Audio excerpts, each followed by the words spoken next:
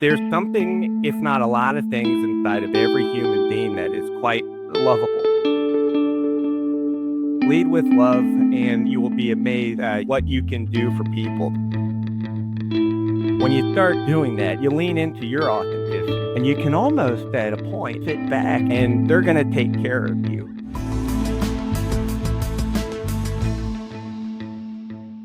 Danton, how do you make the world a better place? Oh, yes. I love this question. I'm probably a little different in that it lights me up, right? This is the interesting stuff where whether it's your day-to-day life, how you operate in this world, or it's how you conduct yourself professionally. Really, they're one and the same, right? The way you operate, to me, you don't need to be a different person. You don't need to wear different hats. What you ought to do, in my opinion, and what's been a key to success in terms of procuring relationships and growing relationships, it's been like this: lead with love. Yes, lead with love, and you will be amazed at what you can do for people, the positive impact. And then, of course, as the karmic boomerang is thrown, it always comes back. So I figured this thing out. I've been in sales for a long time. I think my mama would say I probably came out of the womb selling, right? That type of thing. But it's because of a genuine interest in people. And so, like 10 or 15 years ago, I started sales at CBS Radio. Most of my career has been in, fascinating areas of production in events. But it's always been in sales, and I figured out this formula that worked for me, which was, again, lead with love. But what does it mean? It can mean a lot of things. It can sound kind of hokey, right? Yeah. But what it is, I realized, okay, who are the people I love the most in my life? Okay, it's like, is this your sister? Is this your best friend? Is this your dad? How do you take that mentality and templatize it and apply it in a sales sense? Because there's something, if not a lot of things, inside of every human being that is quite lovable. We all have something. And to me, the key of building relationships, whether it's personal or it's sales, it is finding a way to love them. And I know that's like, it might sound heady. It might sound a little like, woo, right? No, it's not. Simple. It's simple, and it can be simple. It's these basic principalities of how you treat people. You lead with your heart, and you do things, of course, not for the money, but for the interest of the people. How do I impact somebody? How do I put a smile on your face? How do I make your life easier? How do I take some stress away? Right? All these things, man.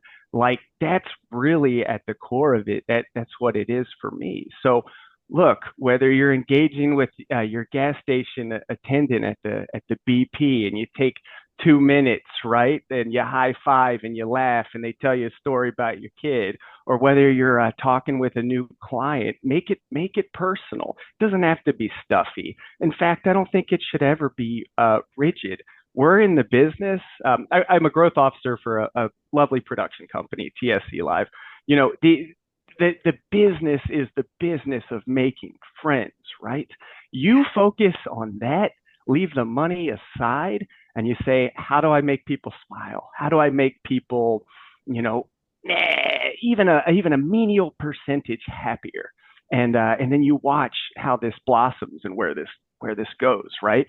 That's a wordy way to say, lead with love. Your business should be about making friendships, meaningful friendships, and find something to love in everybody, because there's something to love in all of us. You see? What has that brought to you professionally in terms of, your sales career? How can a sales representative that adapts that mentality of lead with love, what can they expect from them to happen around their life?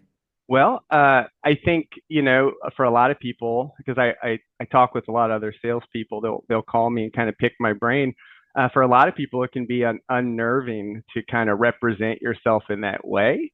But when you're willing to take a chance and maybe step into what might feel a little quirky, a little different. Maybe some would say a little too personal. What it does is it turns you into a magnet, and that's what it has truly done for business. When you start developing uh, an authentic reputation, not a bullshit reputation, but an authentic reputation of being that person that has your best interest in mind, that person that's going to, you know, we're going to cut some jokes, but we're going to get business done. We're going to make you look good.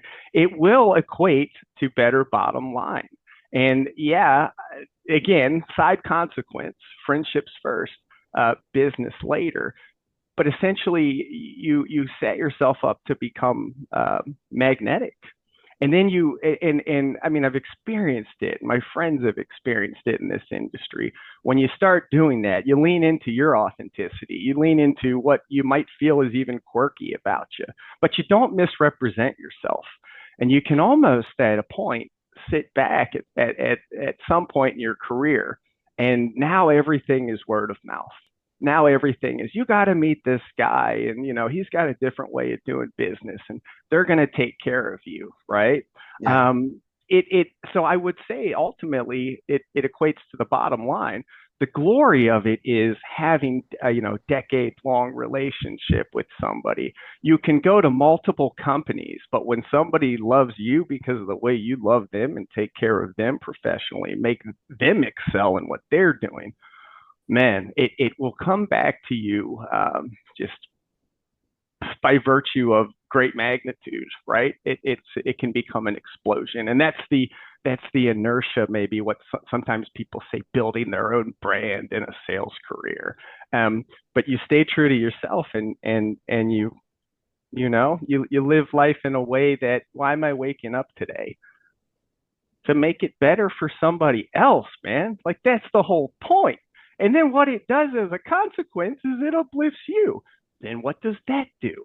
Well, that enhances your positive energy, and then it's going to exponentiate. Does this make sense? Yeah, yeah, it does. Yeah. Now, in regards to the exponential impact that this attitude can have, a lot of the people that watch this content are people that are within, companies that are more than 10,000 people strong, that are CEOs, that are, at a high level. How can you make this type of mindset scalable? Because at the end, what you're Mm, saying is like, okay, I connect with the individual, by being an individual, but how can that be scalable for mm. organizations that are, this dimension? That's a great question. And I think some of that probably depends on, okay, if you're at a 10,000 person company, like, where are you in that company, right? Like, what's your level of influence? So let's say you're like your junior sales. You may feel like you don't have the impact on a 10,000 person organization because, well, frankly, maybe leadership doesn't get that time with you. They don't get to learn your style and how you're operating, right? So it's if you were in a situation like that, I think it's sort of like, we can be leaders at any level, right? So let's say you're junior sales. Well, then what I would do, and what I did, right, is you lead by example, right? Being an example to others is, you're going to get results. You're not going to get them like you would if you're in the C-suite. When you're in the C-suite, then you truly have the ability to permeate the culture of the company, because it's more like top down, right? Like the pyramid does go. Um, um, I don't know if that firmly answers your question. Does it? Well, Well, in a way, it does, because at the end, what I'm basically seeing is that you go back to the fundamentals, to the basics. yeah, You you got know, in order for you as a chief, for example, development or growth officer, to yeah. be able to permeate the whole organization, at the end, you have to put yourself in the shoes of that junior sales rep, that There you is go. out there. How through my attitude and through my, I guess, engagement with each one of the levels, I can leave that example, lead by love, lead with love. Yeah, exactly. That's brilliant, and I completely agree. That's kind of the sauce. Now, how do you take that in, for example, organizations like TSE, for example, in terms of, Mhm. technology that's advancing so quickly. And I'm guessing Mm. all the time you guys are getting pitched, I'm guessing, of different ways of selling or different Oh, tools to sure. sell. How can you integrate, just to narrow it Yeah. down in a question, how do you integrate technology and the sales process together, you know? Oh, yeah. That's all right. That's a beautiful question. So, like, let's take examples, okay, of selling in the event industry. Maybe we're using AI tools to like data scrape for leads, or we're cruising through LinkedIn with a tool to see, what's the sentiment about an event, or who's hyped up and who's going to the primo networking event that we want to be at. Well, you know what you do, at least what I do, is I just consider these things tools, right? It's like Batman with his utility belt, right? You're pulling out the different tools and it's making you more of a badass superhero. Of course, there's that, right? But you can never lose sight of the human element of the relationship itself. That part is always, to me, especially in this event business, going to be the most important thing. Absolutely. So you look at these different technologies, these different tools. You say, how do I employ or how do I deploy these within my organization while staying human and client focused, right? Client centric. So it's kind of like double skiing in a way, right? Your left ski is the cultivation of the human relationships, and that's the focus on the friendships and impacting people in a positive way, making their lives better, making them shine, making their event shine, right? All these types of things. And then you just got to truly think about these tools as excellent assistants that, in fact, free you up to do more of the important part. And the important part is getting out there, getting in front of people, you know, put that smile on your face, get out there and influence some people, man. Make it better, make the industry better. Hell, make the world better, right? It's all connected. And that's just one piece of it, what we do in our daily jobs. It just is. Does that make sense? Yeah, it makes perfect sense. That's crazy Yeah. because actually a couple of days ago, actually a couple of weeks ago, I was thinking, I was hearing a lot of people just complaining about AI and just thinking like, oh, AI, the results are really Sure. bad and they're really crappy, or whatnot. But in my experience, it's been something that has really expedited the way some small processes Mm, are being done. For example, right now, yeah. I would say that 30 to 40% of the time that I used to spend doing, for example, as you said, lead scraping or getting in contact with people, that initial contact or that initial work, in essence, right now it's being done by AI. So Right. now I have 30% more time, 40% more Yeah. time, and I'm constantly looking for ways of making even more time for myself to do exactly what you're saying. Oh Being, yeah. just Oh being yeah. human. Oh, you that was excellent the way that you said that. And so using these tools, yes, it frees you up to then, let's say you have 30 to 40% more time to work on the core of your business and the fundamentals, which is, of course, as we've said, cultivating relationships. But then you also said something in there, tucked in there as well, which was okay, the other part to this is if you free up 30 to 40% more time, well, then you have the opportunity as a human being to focus on you and to balance yourself. And then what does that do in the grand scheme of how efficient you are as a loving business person? Mhm. Well, you've got more time to get better, right? If you're not balanced, you're going to suck at sales, man, because you need to show up with the right attitude or you're dead in the water. What's the point? You see? Mm-hmm. Exactly. Now, how do you see the future coming about in, Mm, in the events industry and in the yeah. sales, as the sales role evolves to Mm-hmm. these new technologies and these new, yeah, frontiers that we're exploring with AI. Yeah, frontier. Frontiers. That's a great way to say it. It really is. I do think it's incumbent to us to educate ourselves, to use these tools, but to always keep in the forefront of our mind and never to lose focus on the sales piece. the human piece, the human piece. If we never lose focus on that, then it's going to be fantastic. I mean, I personally, I don't have reservations or fears about where we're headed. Like, I get it. Ah, the robots are coming. Oh, like, okay. Now, well, but I don't think that's it at all. I think it's like any emerging technology. All right. Like, it can go a lot of different ways. But if we set ourselves up for success, this whole world is about human connection. The event industry is about human connections. You can't tell me that's going away. It's just not, right? So we use these tools to benefit the entire process, to make everything better. We don't need to be scared of them, right? We can embrace them with the knowledge that this is going to allow us to spend more time with our fellow men and women, right? Sure. Um, I just I don't see anything to be afraid of.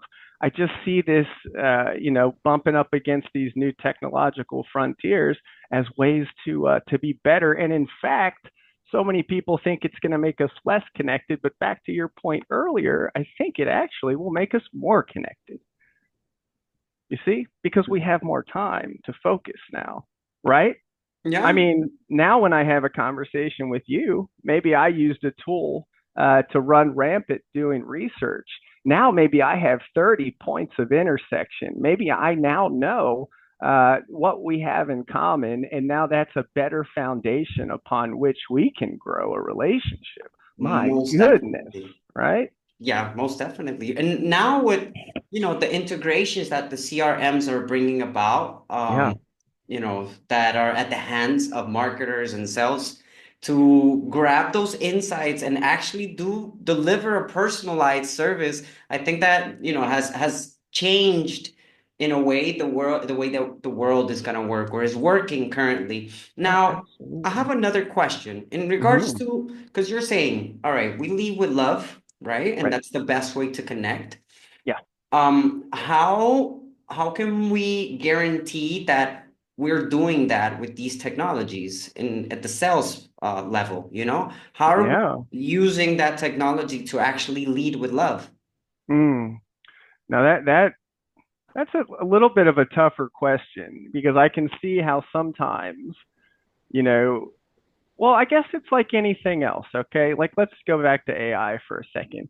If we're modeling properly, then you would think you'd want to model in a way to sort of mimic the way that you would behave in the world, anyways. I mean, I think, right? I'm not an expert. I mean, I'm dipping my toe in the water, basically. I use people way smarter than me to sort of help us down these lines. But I think that's what I think about that, you know? Yeah. It's like a projection of yourself in a way, Oh, that's cool. Yeah. Yeah, exactly. like an So avatar. yeah, an avatar. If it mimics your philosophy, right, then there can still be some level of intimacy. It doesn't need to be like a technological club upon which you're rigidly hitting the head with. Mhm. It can be your avatar. Then you're working in tandem because shouldn't that your tools represent your philosophy of mind and business? True, true, You know. true. Now, in terms of what clients right now are perceiving, in regards to like the future of where they're headed, what are the main challenges that you're seeing clients bring to the table in terms of, all right, for example, sponsorships or Mhm. selling or their events getting more registrations? What are their challenges right now? What are their main challenges right now? Um, from my side of things, the supplier side, okay, I deal a lot with like associations, right, and corporate events. Sometimes in associations, you have very very tenured professionals, right, Mm. and sometimes this can mean change resistance, right, to a degree. I see a lot of that, and I see that as a challenge. But at the same time, what I'm seeing is I'm seeing new, younger, like digitally native blood come in, right? And they're coming in with this mindset of don't be scared, check this out, look how cool this is. I'll give you an example. I'm a co-chair, PCMA, the Yeah. organization, and I'm a co-chair here in DC. I sit on this committee, and I watched as one person, showed another person that didn't really understand the efficiencies and the benefits of Chat GPT for developing sessions, right?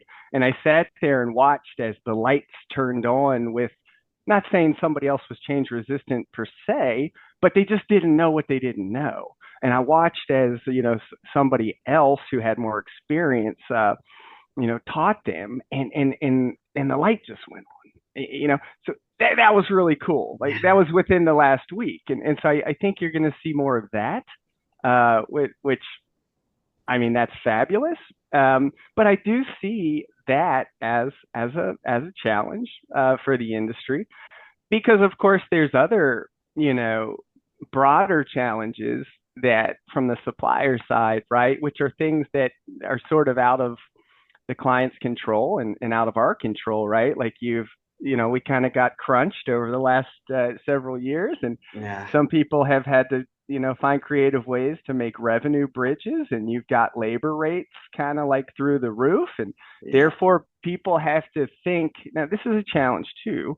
People have to think with more depth about where to allocate funds, budgetary funds, as it relates to the experience.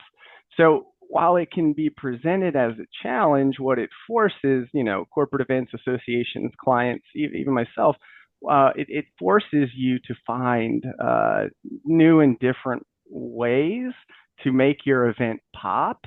And it kind of gets you in the trenches a little bit more, and the results can be amazing because it's more critical to create the right experience. You see. Okay. Going back to the concept of relationship engineering, I think that we can pull on a thread with what you're just saying. So, in a way, the way that we can engage with our clients and that we can actually bring them on board to all this evolution is, like thinking of it as you would to yourself as a little kid. You would Mm, teach yourself, you would guide yourself, you would, bring about innovation in a simple way that at the same time, makes them excited, right? mm-hmm. Makes Oh them yeah. curious towards Oh what you're yeah. bringing and walking along with them. So in a way, what you're basically doing right there is leading with love, right? Yeah, Would that yeah, be you like a got it. good Yeah. application? Oh, sure, because you're leading with love because you're educating and you're nurturing the curiosity. And like you said, when you're a child in a learning environment, the best teachers are those that nurture curiosity because Mhm. curiosity becomes that vehicle upon which you as an individual start to feel enabled.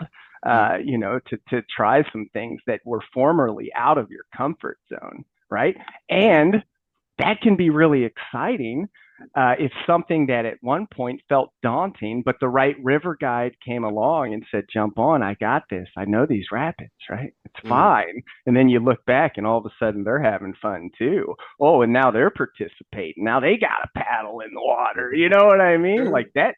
that's exciting stuff to me. I think that's kind of it, right? Educate, nurture, get people excited because there will be those barriers. And what are barriers typically? They're like fear-based, considerations, Uncertainty. Yeah, right? true. Yeah, yeah, yeah. Now, Danton, in line Mm-hmm. with that, I would say that there's usually been like a very um misunderstood relationship between marketing and sales in the past. Mm, mm. Have you felt that with the entry of, social media and so much technology, that relationship and that communication has changed somehow between marketing and sales? Yeah, yeah, I would say that. I back in the day, I probably thought of sales as sales and marketing as a sidecar or something like that, which honestly, I think that's all wrong now. Now, because now I look at them like they're dancing partners. they don't step on each other's feet. They dance together. You can't have one. There you go. Mm, You can't have one without the other, right? Your marketing, your brand presence, of course, that feeds directly into your sales funnel if we really boiled it down, right? Because those efforts of pushing your message out into the world then brings the world back to you. And then what do you do with it, right? Well, that's up to the sales team to mm. determine. But, marketers are like the best fishers of men, you see? Yeah, true, true, true, That's how true. I think about it.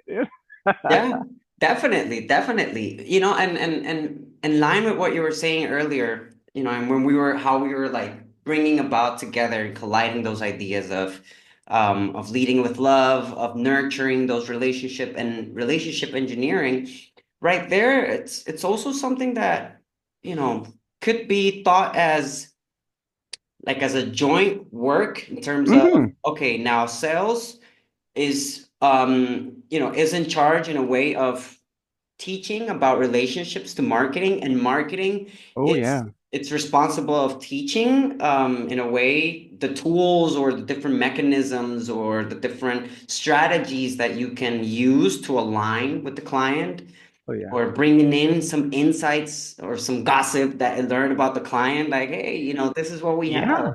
This is for Yeah. you. Oh, this is for me. Thank you. And all right, this is for you. Absolutely. Marketing should be our best friends as salespeople. They're enabling us to get out there and do what we need to do, right? I Mhm. mean, it's sort of like they set up the perfect pitch, and then your sales guys just you focus on your swing, you Mm. know? Um, yeah, something like that. All right. So kind of start wrapping up a little bit. What would you Sure. say would be the three things that you would like people to take home from this process, from this interview? Absolutely, and thank you. So if there were three things, right? The first thing I would say, and this relates to sales and your personal life, and again, they're deeply intertwined. I don't think that they should be separated. Mm. Be somebody in this world that is going to make it a sweeter place to be, right? And that's the lead with love part, right?